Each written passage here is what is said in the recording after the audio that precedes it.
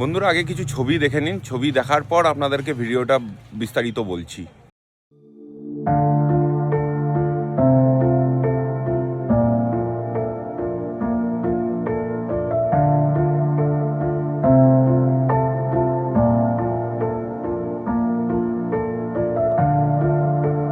Hello বন্ধুরা, আমি হচ্ছি ক্যান্ডি। অনেকেই আমাকে চেনেন বা অনেকেই চেনেন না। তো আমি একটা আজকে বিশেষ ভিডিও বানাতে এলাম।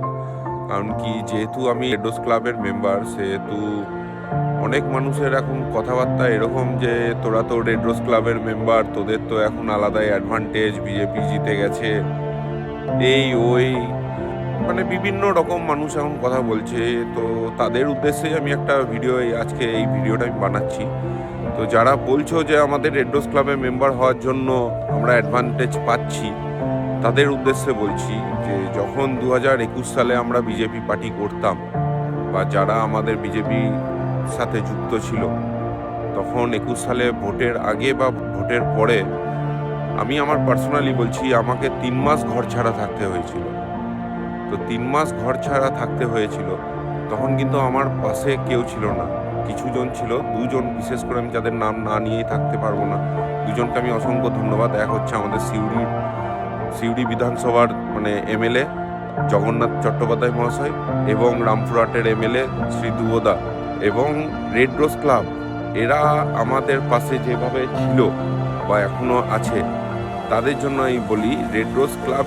এখন রেড রোজ ক্লাবের ব্যাপারে অনেকে অনেক কিছু বলবে, কিন্তু বলাটা তাদের সাজে না। কারণ কি, যখন আমরা পার্টি করতাম বিজেপি, কিন্তু আমরা রেড রোজ ক্লাবে আড্ডা মারতাম বলে আমাদের রেড রোজ ক্লাবে 2021 সালে অনেক বোম মেরেছে, ক্ষতি করেছে, গাড়ি প্রচুর। এই আমার পিছনে দেখতে পাচ্ছেন কত গাড়ি দাঁড়িয়ে আছে, ওই সাইডে দেখতে পাচ্ছেন এরকম প্রচুর গাড়ি আমাদের দাঁড়িয়ে থাকে রেড রোজ ক্লাবে।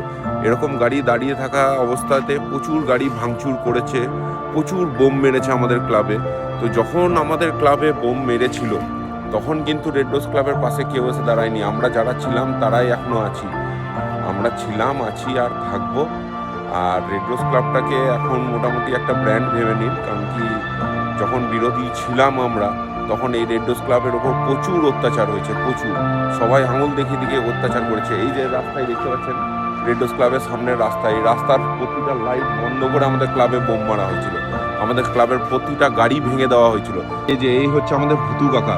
এই ভুতু কাকার গাড়ি আপনারা ছবিতে দেখলেন, সামনে ট্যাক্সিটা পুরো কাঁচ ভেঙে গেছিল। এই ভুতু কাকা নিজের প্রাণ বাঁচানোর জন্য এই ড্রেনে সেদিনকে লুকিয়ে নিজের প্রাণ বাঁচিয়েছিল ভুতু কাকা।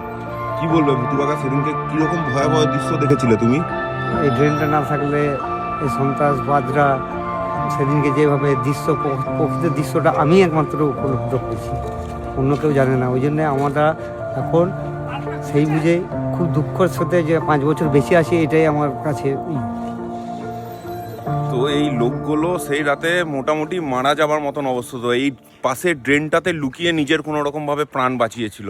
পরে আমাদের ওপর জাজ করবেন যে রেড রোজ ক্লাব অ্যাডভান্টেজ পাবে না কি হবে, সেটা আমাদেরকে বুঝতে দিন। সেগুলো নিয়ে আপনারা অতটা মাথা করেন না। আপনাদের জন্য এই উদ্দেশ্য নিয়ে আমি ভিডিওটা বানালাম। জয় শ্রীরাম, জয় হিন্দ, ভারত মাতা কি জয়। आवाज दूर दूर तक जाने मेरे साथ पूरी ताकत से बोलिए, जय श्री राम।